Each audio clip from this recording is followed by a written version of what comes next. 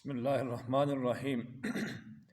عن عبداللہ ابن عمرو رضی اللہ عنہما قال قال رسول اللہ صلی اللہ علیہ وسلم ان قلوب بنی آدم كلها بین اصبعین من اصابع الرحمن كقلب واحد يصرفه كيف يشاء ثم قال رسول اللہ صلی اللہ علیہ وسلم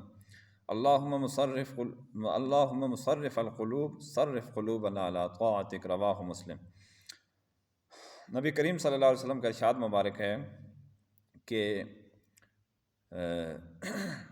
تمام انسانوں کے دل اللہ تعالیٰ کے دو انگلیوں کے درمیان ایک دل کی مانند ہے، وہ جس طرف چاہتا ہے پھیر دیتا ہے، جس کا دل چاہتا ہے جس طرف پھیر دیتا ہے۔ پھر نبی کریم صلی اللہ علیہ وسلم نے آگے دعا ارشاد فرمائی کہ اے دلوں کو پھیرنے والے، ہمارے دلوں کو اپنی اطاعت کے اوپر اپنی دین کی طرف پھیر دے۔ یہ حدیث مبارکہ بھی تقدیر سے متعلق ہے، جیسا کہ آپ کو پتہ ہے کہ تقدیر سے متعلق احادیث میں نے شروع کی ہیں کل سے، تو یہ تقدیر کو جو ہے نا سمجھنا چاہیے کہ اب اس میں آپ کو خلاصہ بتاتا ہوں۔ کائنات کو پیدا کرنے سے 50,000 سال پہلے، اب اللہ کی ذات تو ہمیشہ سے تھی، ہمیشہ سے ہے، ہمیشہ رہے گی، تو اس میں جو افعال ہیں جتنے بھی انسانوں کے کائنات کے اندر کہکشاں، فلکیات وغیرہ تمام انسانی ضرورتیں، انسانی تقاضے ہیں، تو اس کا سب کا خلاصہ یہ ہے کہ اللہ تبارک و تعالیٰ نے تمام چیزوں کی تقدیر کو، جو کچھ ہونے والا تھا، جو کچھ لوگ کریں گے وہ لکھ دیا تھا۔ اس میں لوگ یہ غلطی کرتے ہیں کہ وہ کہتے ہیں کہ جب سب کچھ لکھ دیا ہے تو پھر نماز پڑھنے کی کیا ضرورت ہے، روزہ رکھنے کی کیا ضرورت ہے، حج کرنے کی، اعمال کرنے کی کیا ضرورت ہے۔ ہونا تو وہ ہے جو اللہ تعالیٰ کو منظور ہے، جو کچھ اللہ نے لکھ دیا ہے۔ بھائی وہ بات آپ کی درست ہے، جیسے میں نے کل بتا دیا کہ اس کے اندر انسان کا اپنا ارادہ اور اختیار شامل ہوتا ہے، چاہے وہ نیکی ہے یا برائی ہے۔ تو اس لیے والقدر خیرہ و شرہ من اللہ تعالیٰ، تو نیکی میں ہم اللہ تعالیٰ کی توفیق مانگتے بھی ہیں، نیکی کو اور بلائی کو اللہ کی طرف منسوب کرتے ہیں ادب کی وجہ سے، کیونکہ نیکی اللہ تعالیٰ پسند کرتا ہے،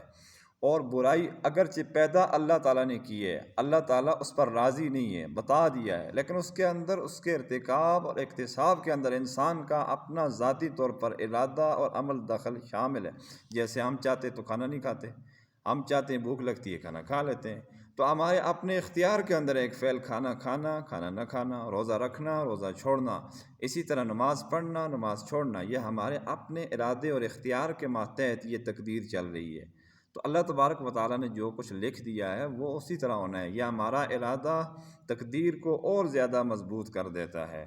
اللہ تبارک و تعالیٰ ہم سب کو اپنی اطاعت کے مطابق، ہمارے دلوں کو اطاعت کے مطابق زندگی گزارنے کی توفیق عطا فرمائے۔ اس میں جو یہ بات کہی گئی ہے کہ اللہ تبارک و تعالیٰ کے دو انگلیوں کے درمیان ہے ایک دل کی طرح تمام بنی آدم کے دل،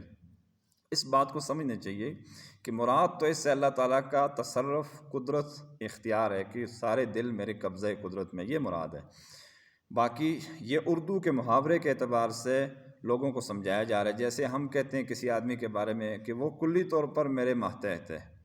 وہ میری مٹھی میں ہے، یوں کہا جاتا ہے محاورے میں۔ کیا مطلب وہ کہ وہ میری گرفت کے اندر ہے۔ تو یہی بات اللہ تبارک و تعالیٰ کے بارے میں بھی حدیث میں کہی گئی ہے، اور اس کے اندر یہ بھی کہا، دعا بھی سکھائی گئی ہے کہ اے اللہ ہمارے قلوب کو، ہمارے دلوں کو برائی کی طرف نہیں بلکہ اچھائی اور اپنی اطاعت کی طرف پھیر دے۔ اللہ تبارک و تعالیٰ ہم سب کو مسئلہ تقدیر سمجھ کر اس کے مطابق زندگی بسر کرنے کی توفیق عطا فرمائے۔ وآخر دعوانا الحمد للہ رب العالمین۔